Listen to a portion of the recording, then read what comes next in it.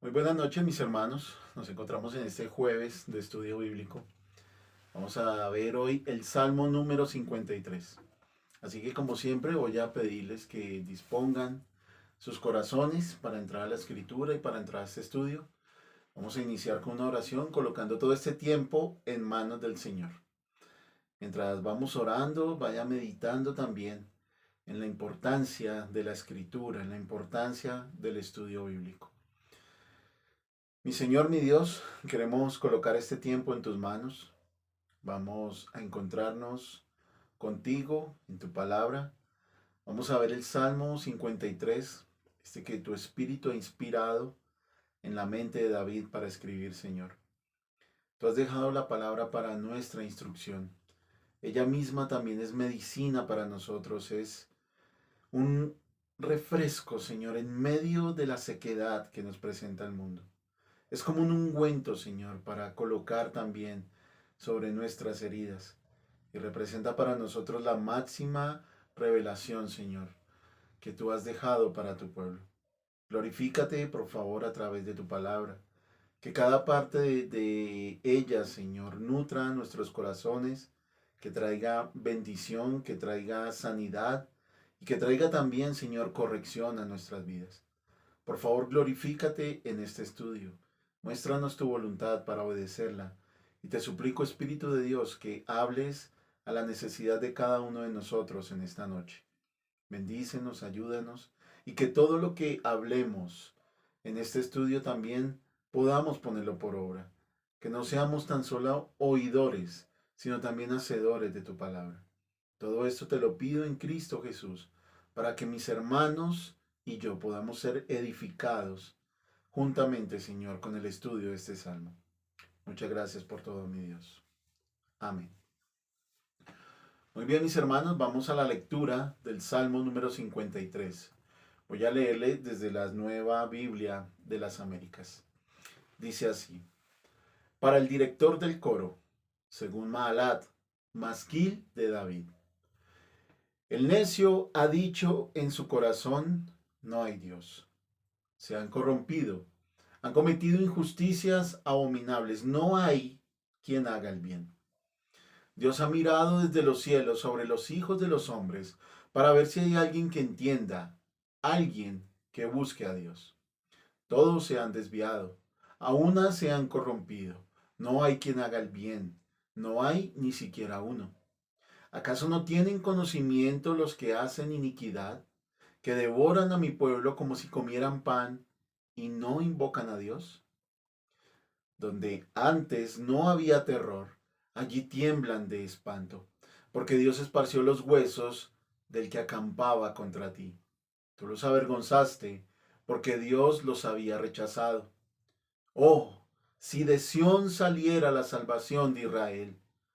Cuando Dios restaure a su pueblo cautivo, se regocijará Jacob y se alegrará Israel.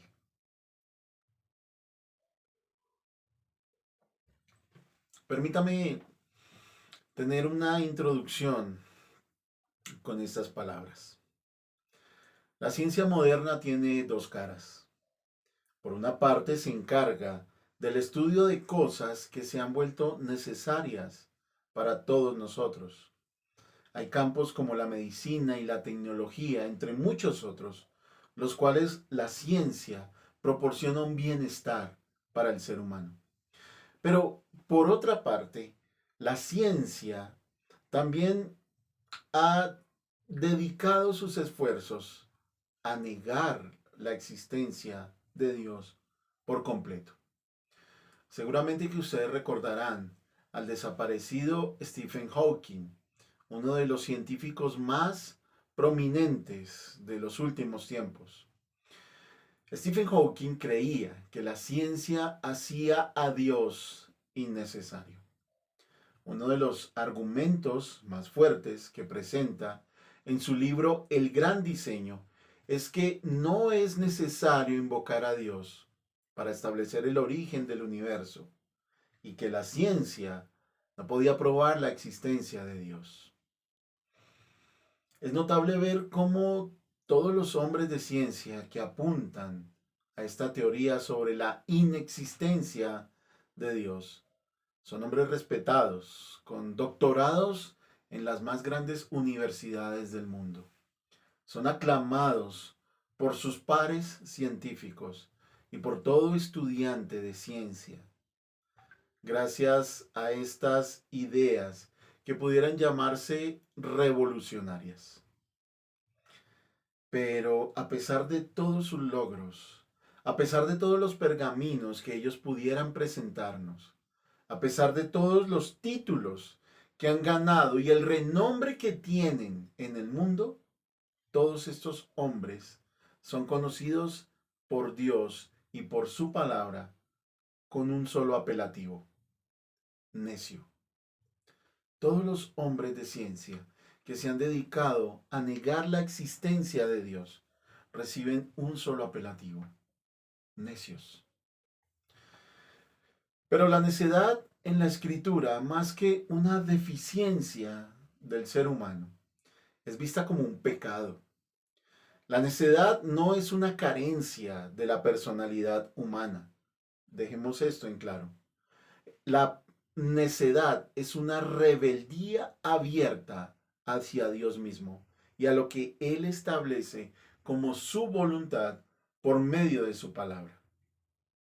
Este Salmo 53, el cual es idéntico al Salmo 54, apenas por unas variaciones en el versículo 5 y los nombres que utiliza para referirse a Dios, nos describe el peligro de un ateísmo que pasa de los argumentos mentales a las obras impías. Hay un marcado énfasis en nuestro Salmo que trata sobre la necedad. Nos muestra el pecado de la necedad y su presencia en el corazón del hombre, como lo vemos ahí en el versículo 1. También nos habla del pecado de la necedad, el cual es declarado por Dios mismo. Lo vemos en el versículo 2 y 3. Vemos la falsa ignorancia del pecado de los necios. Lo puede ver ahí en el versículo 4. Y la realidad del pecado de los necios cuando Dios aparece. Eso lo puede ver en el versículo 5.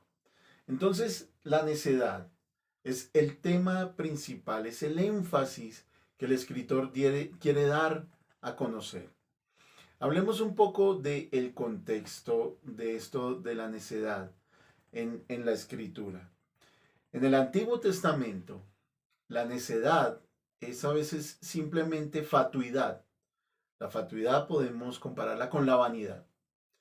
Pero generalmente la necedad vista en el Antiguo Testamento envuelve también la culpabilidad. Una culpabilidad que se muestra en el desprecio por la verdad de Dios y por la disciplina divina. Cuando uno va al libro de Proverbios, sobre todo en el capítulo 1, si tiene oportunidad por favor de buscarlo, se da cuenta cómo hay un contraste entre los sabios y los necios. Miremos por ejemplo Proverbios 1:7. Si puede allí buscarlo donde se encuentre, yo se lo voy a leer desde aquí. Acompáñenme allí a esta lectura. Dice Proverbios 1:7. El temor del Señor es el principio de la sabiduría. Los necios desprecian la sabiduría y la instrucción.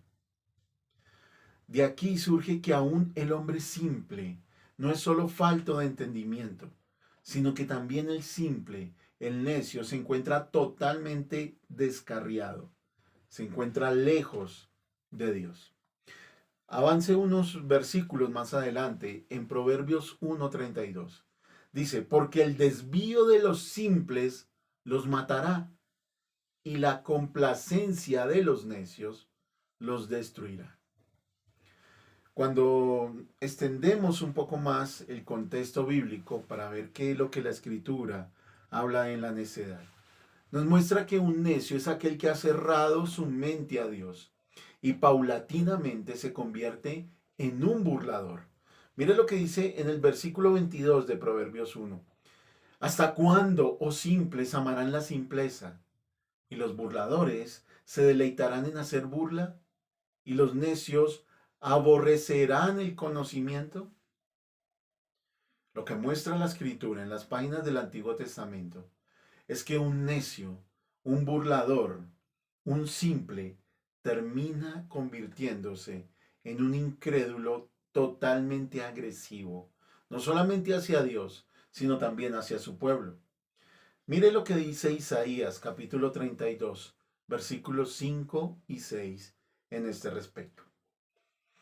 Ya no se llamará noble al necio, ni se le dirá generoso al tramposo, pues el necio habla necedades y su corazón se inclina hacia el mal, para practicar la impiedad y hablar falsedad contra el Señor, para mantener con hambre al hambriento y para privar de bebida al sediento.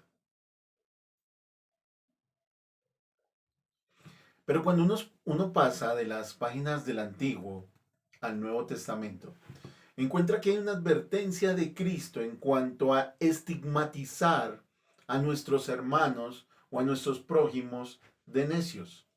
La advertencia viene en ese sentido. Mateo 5, 21 y 22 dice lo siguiente: ustedes han oído que se dijo a los antepasados, no matarás, y cualquiera que cometa homicidio será culpable ante la corte.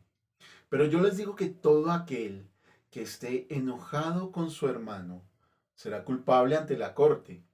Y cualquiera que diga insensato a su hermano será culpable ante la Corte Suprema. Y cualquiera que le diga idiota o necio será merecedor del infierno de fuego.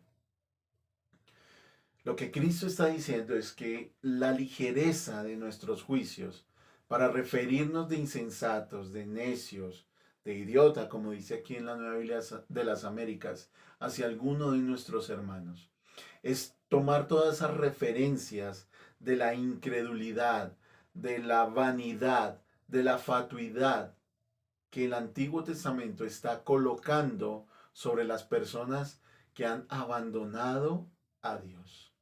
Y debemos tener cuidado con ese tipo de expresiones. Así que si uno mira lo que la Escritura habla acerca de los necios e introduce ese contexto dentro de nuestro salmo en esta noche, lo que podemos ver es que David está intentando decir que la necedad de los hombres, al darle la espalda a Dios y arremetiendo contra su pueblo, los lleva a la destrucción. Le repito esta idea. David está queriendo dar a entender en ese salmo que la necedad de los hombres, al darle la espalda a Dios y arremeter contra su pueblo, los lleva a la destrucción. Así que podemos tomar un argumento para nosotros en esta noche y decir que los necios tienen fecha de caducidad. Los necios tienen fecha de caducidad. Y he preparado un bosquejo muy sencillo, apenas 2 puntos.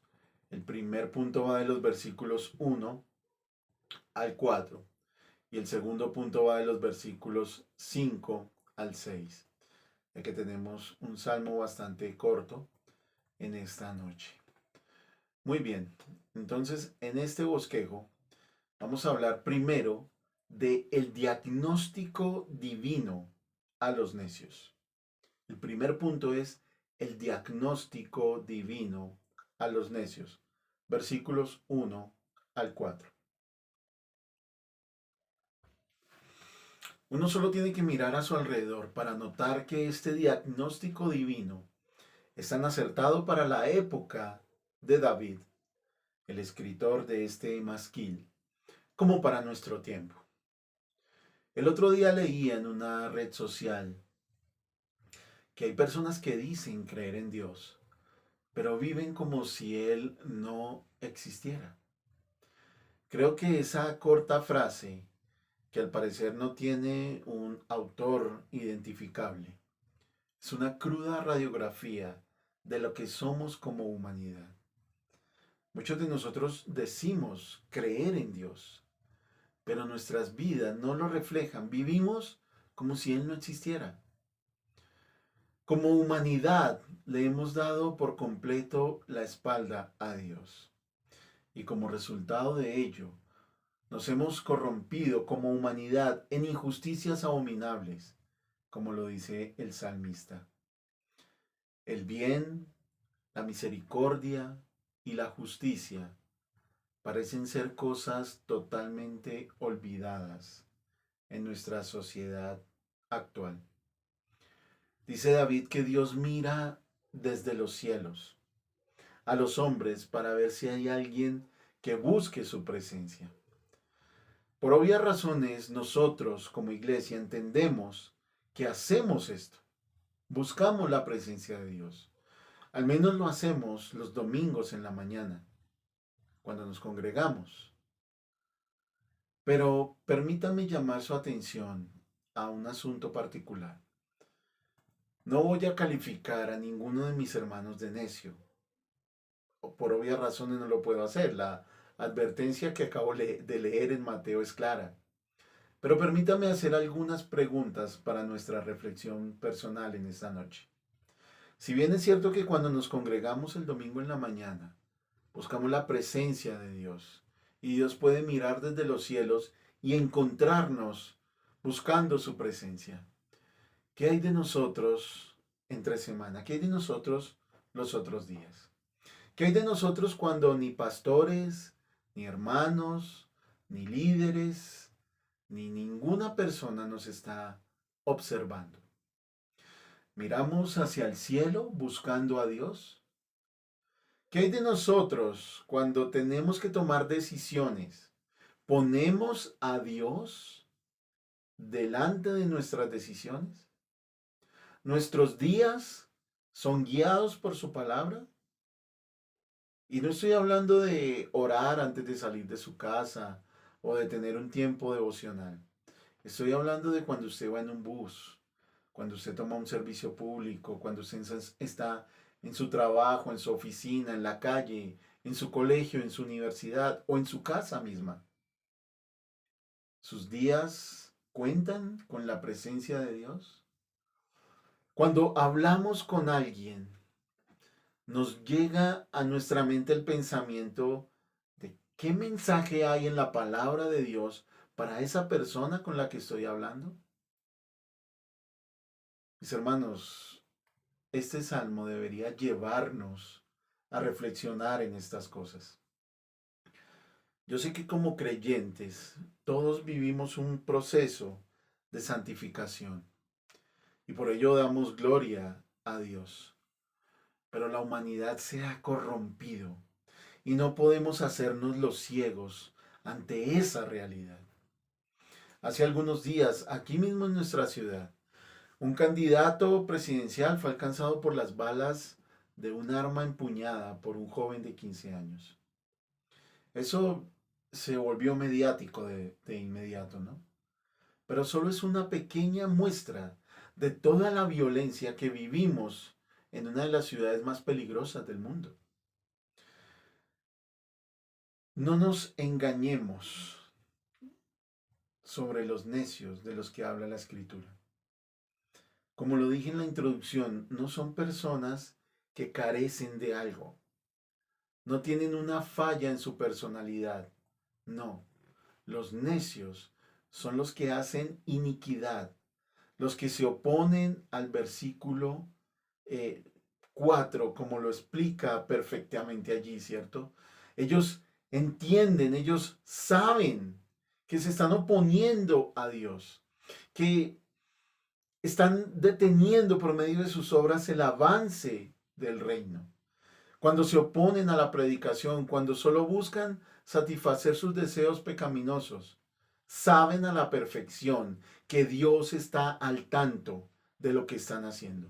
Ellos saben a la perfección que Dios está al tanto de su pueblo. Y eso se convierte incluso en un agravante para su necedad.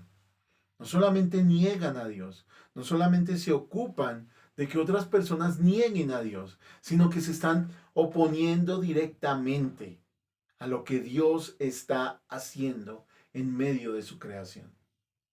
Eso, como les digo, se constituye en un agravante para su necedad. Los necios no lo hacen por desconocimiento.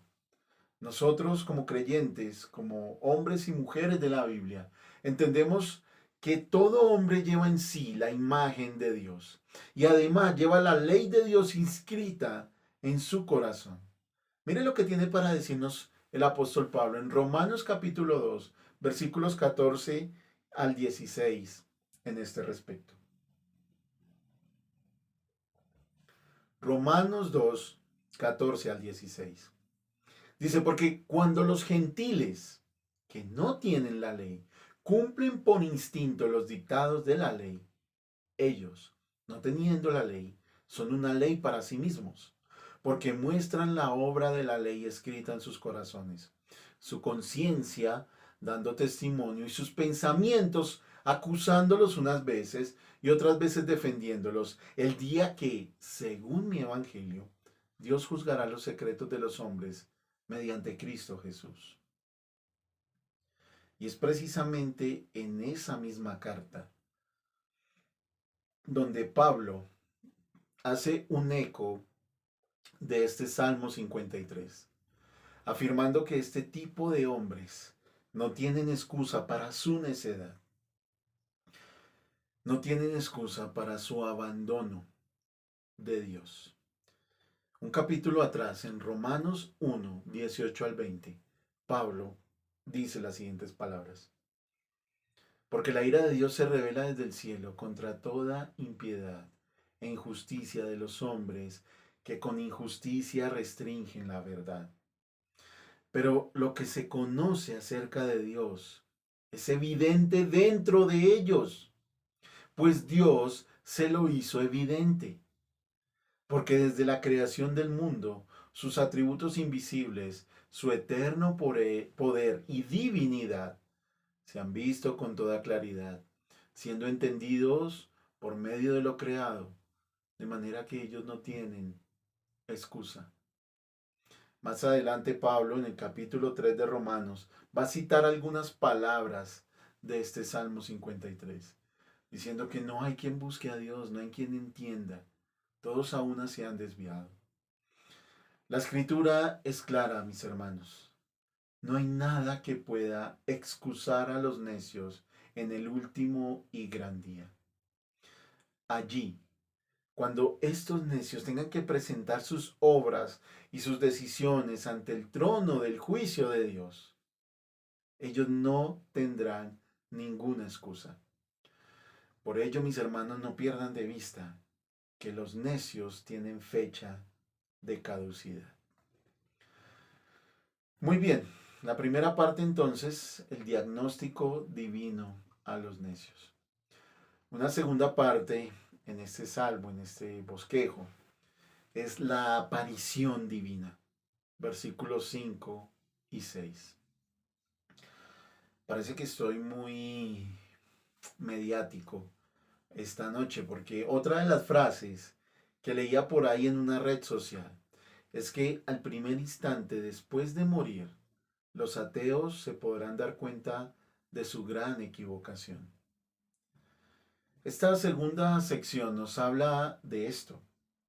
Los necios están confiados que pueden hacer el mal en contra de Dios y de su pueblo y gozar de una total impunidad. Ellos nutren esa confianza con el principal de todos sus argumentos diabólicos. No hay Dios. Podemos hacer lo que queremos. Dios no existe. Somos un proceso evolutivo, seguimos transformándonos, seguimos creciendo. Eso para no hablar de aquellos que creen que vamos a reencarnar en otro tipo de cosas, animales, en fin, etc. Pero su argumento es tan sólido en su mente, esa mentira diabólica es tan sólida en su mente, que por eso hacen lo que hacen creyendo que al final simplemente morirán o pasarán a otro plano de existencia o volverán a reencarnar en otro tipo de ser, porque sencillamente no hay Dios. Por eso no tienen temor de hacer lo que hacen. Pero me fascina cómo lo pone David. Él dice, donde no hay temor, allí mismo tiemblan de espanto. Donde ellos no tienen ningún temor de hacer lo que hacen, cuando Dios aparece, allí mismo tiemblan de espanto. Dios entonces aparece, se manifiesta, y en el momento de su aparición dispersa por completo a todos sus enemigos. El marcado contraste entre la idea de los necios al negar a Dios queda evidenciada con su aparición. Esa idea queda nublada, queda borrada, mejor, cuando Dios aparece. Por lo general, la calamidad se le presenta al hombre necio cuando menos la espera. Permítame repetir eso. Por lo general, la calamidad se le presenta al hombre necio cuando menos la espera. Ellos van por la vida sin temor de sus malas acciones, sin arrepentirse de sus pecados. Y en el momento en que creen tener todo en sus manos, en que creen tener todo bajo control, en que nada malo les puede pasar, porque simplemente no hay Dios, entonces descubren que sus castillos son de arena y no de roca sólida. Pero por otra parte, viene el consuelo para el pueblo de Dios. Dios va a restaurar a su pueblo, nos dice David allí en el Salmo. Él siempre lo hace. Él no se queda sin testimonio entre los hombres jamás. Cuando más se oponen los hombres a su existencia, es cuando Dios da más muestras de que realmente Él sigue siendo el Señor de la creación. A lo largo de la historia de la humanidad, esto ha sido una realidad que se repite una y otra vez. Dios siempre sale en defensa de su pueblo. Dios siempre sale en defensa de los suyos. En estos días hay una nación cuya bandera tiene una estrella que ellos llaman estrella de David, no sé dónde la sacarán. Según la escritura, es la estrella del dios pagano Renfán. Y varios creyentes han salido en defensa de esta nación pagana e idólatra, diciendo que son el pueblo de Dios. Para esos creyentes tal vez bien intencionados, pero mal informados, permítanme decirle que Dios solo tiene un pueblo, y es la iglesia. Dios saldrá en defensa de su pueblo, de la iglesia, una y otra vez. El Señor no tiene un pueblo representado en una nación terrenal étnica. Creo que Pablo lo explica muy bien en Romanos 9, 10 y 11. Los que se deciden por defender a Israel, al Israel étnico, a la nación terrenal, deberían leer Romanos 9, 10 y 11. Los invito a que lo hagan. Y de pronto Gálatas 4 también serviría. Y Gálatas 6. Y en fin, lean toda la escritura. Jeremías, como Dios desechó a su pueblo, como Dios le dio carta de divorcio a la nación étnica, pero se guardó un remanente salvo por gracia. Dios siempre sale en defensa de su pueblo, pero no esperemos a que contrarreste a Irán o a Gaza o cualquiera de esas naciones. Es su pueblo, la iglesia, la que recibirá la protección divina una y otra vez. Pero volviendo, perdónenme por ese paréntesis, volviendo a nuestro salmo. Aunque la necedad está arraigada en el corazón del hombre, desviándose por completo de Dios, y aunque esa necedad lo hace arremeter en contra de su pueblo, esto no debe por qué atemorizarnos, mis hermanos. Cuando los necios preguntan, ¿dónde está Dios? Me fascina. El Salmo les entrega la respuesta divina. Él está en contra de ellos. Si el necio se sienta y dice, no hay Dios, o demuéstrenme dónde está Dios, Dios dice, estoy en contra de ustedes. Los versículos 5 y 6 de este salmo celebran la derrota de los necios. La aparición de Dios desencadena el terror y la destrucción de ellos por completo. Al final los necios tiemblan y son avergonzados por el rechazo de Dios. Mis hermanos, los necios tienen fecha de caducidad. Ahora bien, es verdad que como iglesia, como pueblo de Dios, se nos ha mandado a amar a nuestros enemigos. Eso es cierto, es verdad. Debemos orar por los que nos persiguen, debemos amar a aquellos que nos calumnian, que nos injurian, que se oponen a Dios. Pero eso solamente es una cara de la moneda, por así decirlo. Porque por otro lado, nosotros los creyentes anhelamos ese gran día cuando Cristo regrese por segunda vez y derrote por completo a los enemigos de su pueblo. Está bien, en este momento amamos a nuestros enemigos y procuramos que lleguen a la salvación. Oramos por ellos para que Dios los despierte de su muerte espiritual y los traiga a la vida. Pero también como pueblo anhelamos el cumplimiento de la promesa gloriosa de la segunda venida de Cristo. Y nosotros entendemos, sobre todo por el relato del Apocalipsis, que cuando la segunda venida de Cristo se presente, Él va a derrotar por completo a todos sus enemigos. Mire lo que dice Apocalipsis capítulo 1, versículos 7 al 8. Dice, Él viene con las nubes, y todo ojo le verá, aún los que lo traspasaron. Y todas las tribus de la tierra harán lamentación por él. Sí, amén. Yo soy el alfa y la omega, dice el Señor Dios, el que es, el que era y que ha de venir, el Todopoderoso. Todo ojo lo verá, aún sus enemigos, los que lo traspasaron, y aquellos necios que se han dedicado a negar su existencia harán lamentación por él cuando él aparezca. Para ir concluyendo, mis hermanos, con algunas aplicaciones. No hay que hacer un gran estudio para encontrar estas aplicaciones.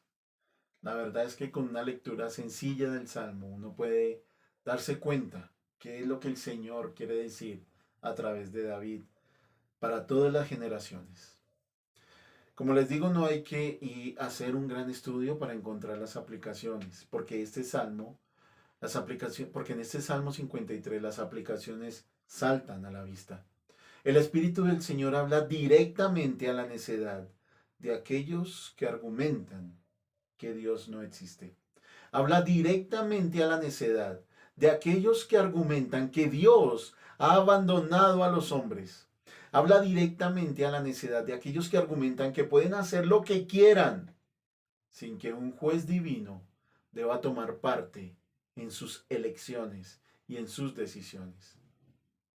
Este salmo habla directamente a usted, que conscientemente ha decidido olvidarse de los mandamientos, de la presencia y de la influencia de Dios en su vida.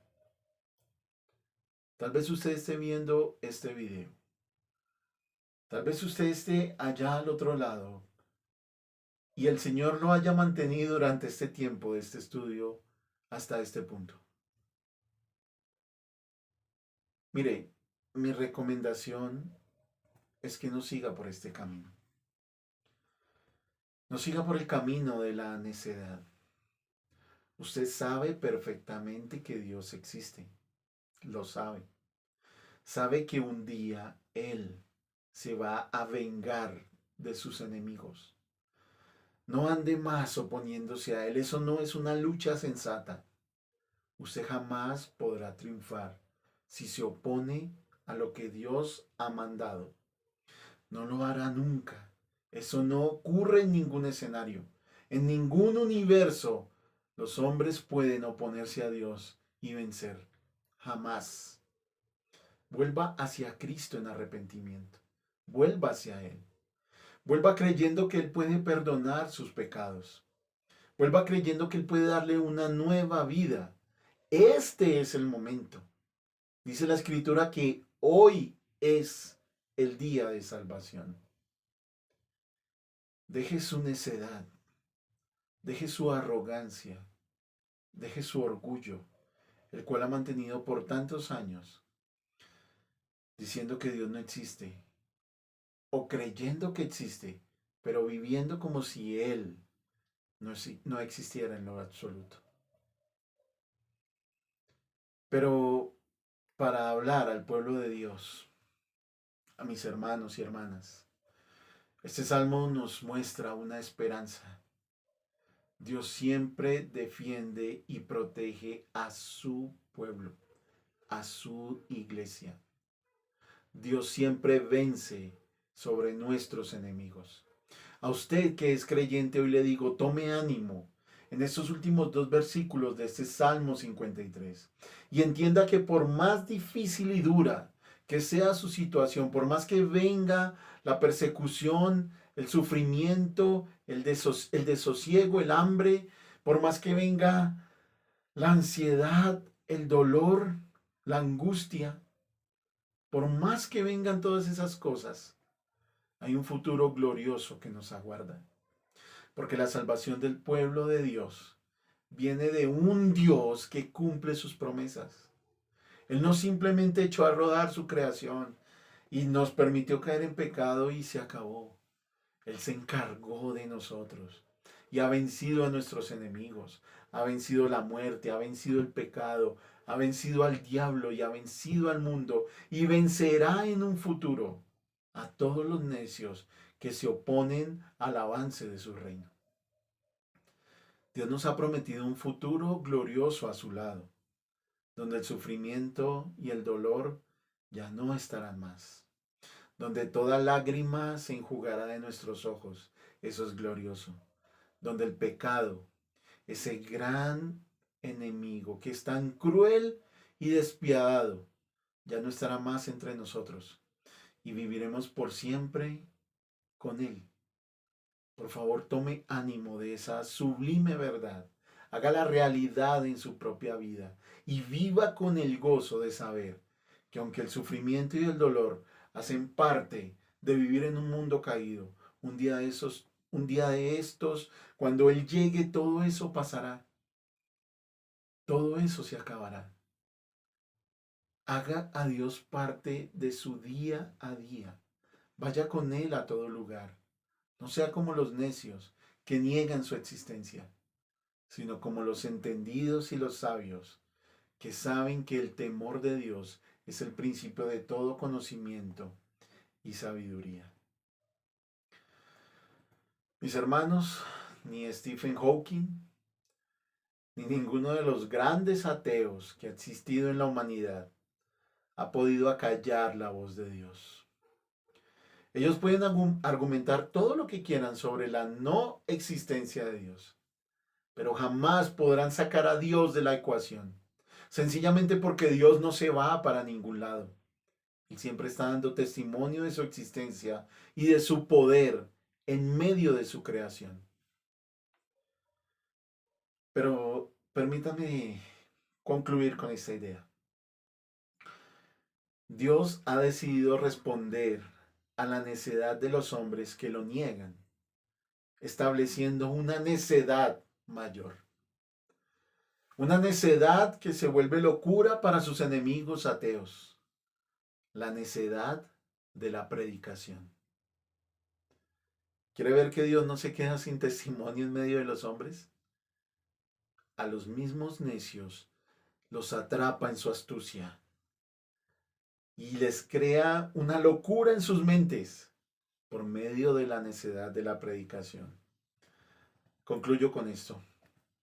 Primera carta a los Corintios, capítulo 1, versículo 18 al 25.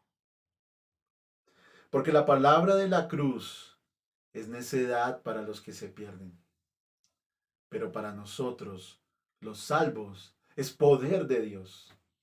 Porque está escrito, destruiré la sabiduría de los sabios y el entendimiento de los inteligentes desecharé.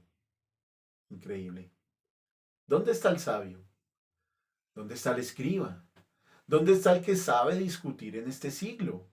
¿No ha hecho Dios que la sabiduría de este mundo sea necedad?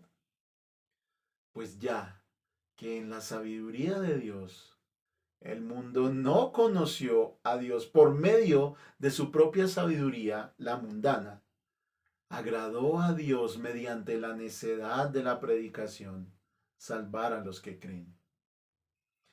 Porque en verdad los judíos piden señales y los griegos buscan sabiduría. Pero nosotros predicamos a Cristo crucificado, piedra de tropiezo para los judíos y necedad para los gentiles.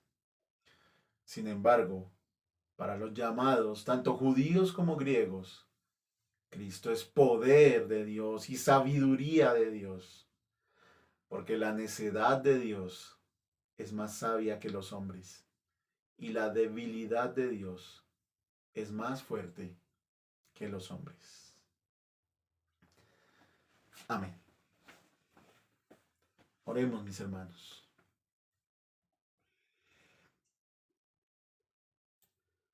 Señor, es una locura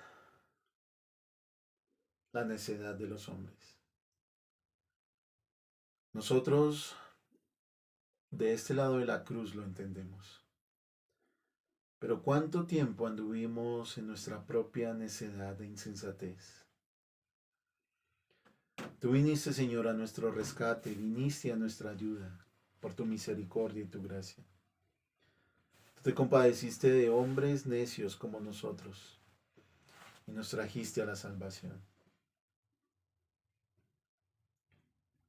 Te agradecemos el que lo hayas hecho, Señor, porque representó el cambio de la muerte eterna a la vida eterna.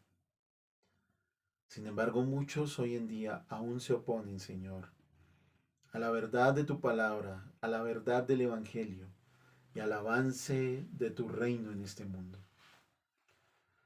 Señor, sé que tu mandato es que los amemos, que oremos por ellos, y así lo hacemos.